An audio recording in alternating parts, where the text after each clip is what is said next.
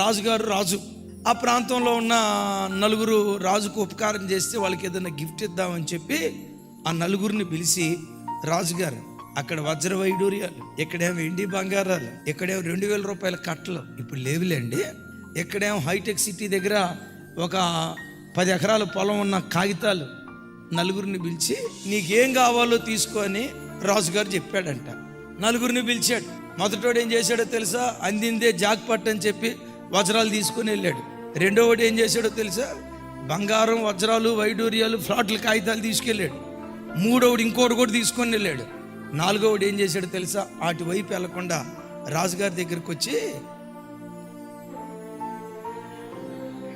రాజుగారిని ఎత్తుకొని పోతున్నాడంట.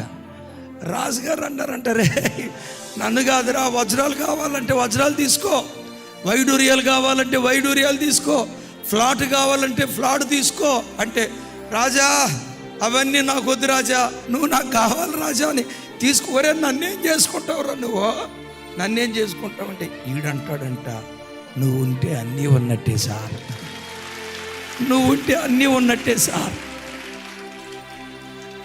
వజ్రాలు కావాలా? వజ్రాలు సృష్టించిన దేవుడు కావాలా?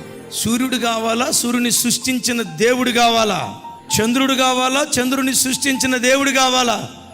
క్రైస్తవుడు ఎప్పుడు సూర్యుడికైనా, చంద్రుడికైనా, నక్షత్రాలకైనా వాటిని పూజించుకోడు.